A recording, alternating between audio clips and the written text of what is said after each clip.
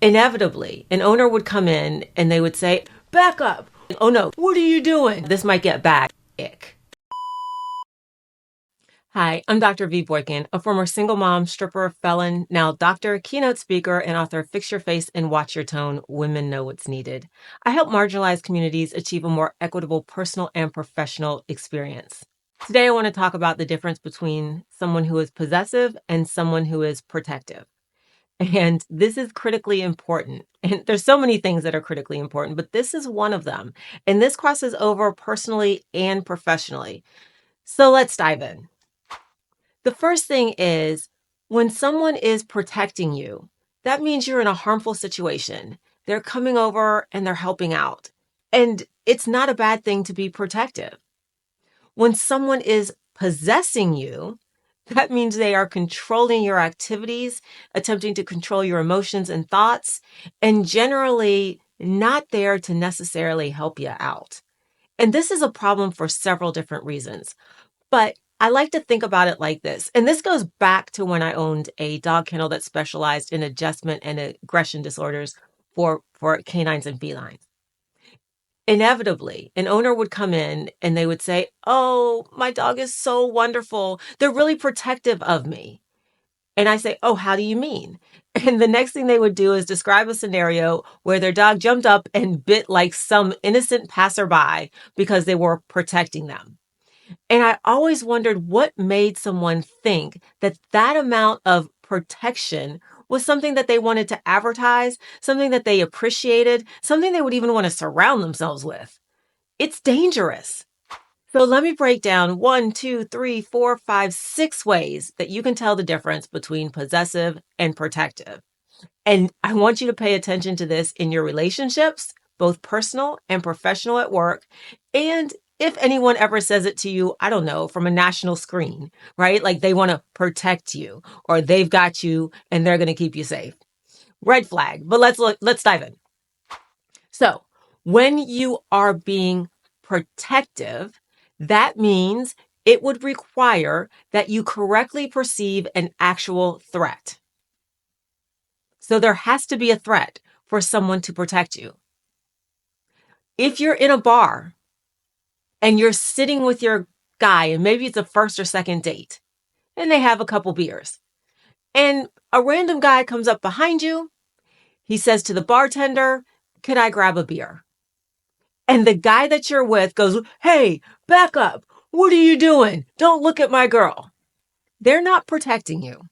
There is no actual threat. In that case, they are just acting incredibly irresponsibly and in a very unattractive and uncouth manner. The person that is coming up ordering that beer hasn't done anything. It's the same if it were a woman sitting with a man and a young woman came up and said, "Oh, hello, how are you? Excuse me, bartender, could I get a drink?" And this girl that you're with, this woman that you're with is like, "Stop looking at my man." Or says to you, if you're the man, "Why are you looking at her?" There is no actual threat. They are not protecting you. They're being possessive. I personally find it very unattractive. When you think about it in the context of the workplace, if someone is saying, "Oh no, don't share that information with them," is that protective? Is there an actual threat if you share and collaborate? Or are they being possessive of their work? In both instances, super unattractive. Now, the second part of it is that the protective person would appropriately respond to the threat. So that means if somebody bumped into you and the person you were with was like, "Hey, watch where you're going." Great.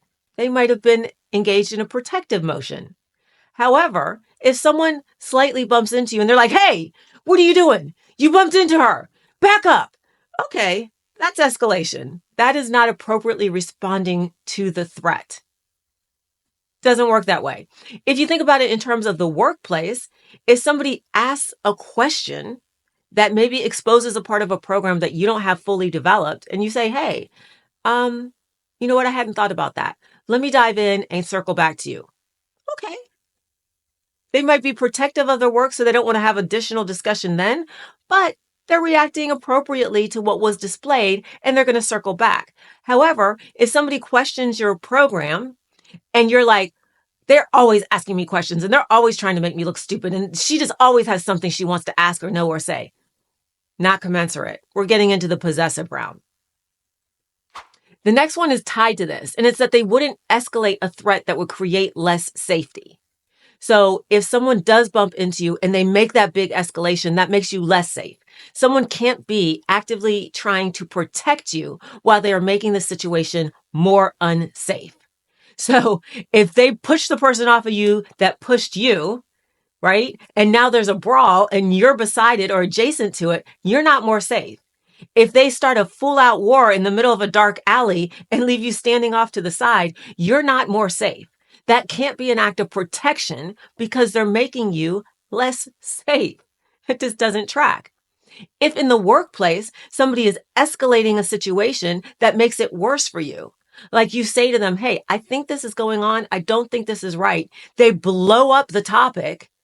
And now you become a target in the workplace because of their actions instead of them being a sponsor, a mentor, an ally. They're getting into possessive territory. They're not actually trying to protect or guide or shelter or shepherd your career.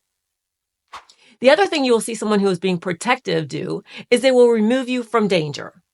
So the person bumps you and the other person you're with says, you know what, this might get bad. Let's leave together.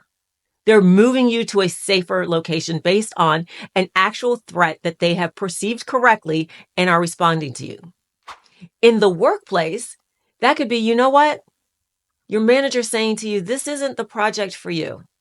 The working group they're putting together, this isn't quite right. I'm going to move you away from it. That's a lot different than a manager who is saying, oh, I want to let my favorite do this project, so it's not good for you. I've got this in mind for someone else while you get a terrible assignment or no clarity in your role. So you want a manager who is protecting you, right? Is seeing around the corners, is helping to guide and mentor you. You don't want a manager who's like, oh, I'm going to hold this assignment until my favorite is ready for it. Not something you want. They're being possessive over that work. And then the final thing is that the actions are focused on the well-being of the individual or person, right? Like, hey, don't bump her. She just had surgery. Protective. Let's go somewhere else where it's safer. Protective. I think things are going to go wrong here. Let's go to a dinner instead. Protective. Let's not go through the middle of this mob that they're having. It's a mosh pit. Protective. When you think about that in the workplace, they're literally focused on your entire well-being. Have you taken your vacation? Do you have enough capacity to take on this really exciting project? And if not, let's figure out a way to get you some more capacity. I have an idea I'd like to share with you. I'm going to discuss it with you before the meeting and let you know I'll bring it up in the meeting, but I want to give you a heads up. All of these things are protective. All of these things are collaborative. All of these actions are actions you want to be associated with and people you want to be associated with. A possessive person is not going to remove you to safety. They're going to escalate a situation. They're going to perceive a threat when there isn't one. They're going to hoard work. They're not going to give you that assignment. They're not going to collaborate with you. They're going to blindside you in meetings. All of the yucky stuff we don't want. So please, in your personal and your professional relationships, make sure you're dealing with people that are protective versus possessive. Because possessive gets you nowhere you want to be. It gets you in more trouble. It makes you less safe. It makes it less available for you to elevate your career, learn new skills, collaborate, and be a strategic partner. No more possessive ick. So I hope you enjoyed this and I hope your relationships are better for it. Thanks so much.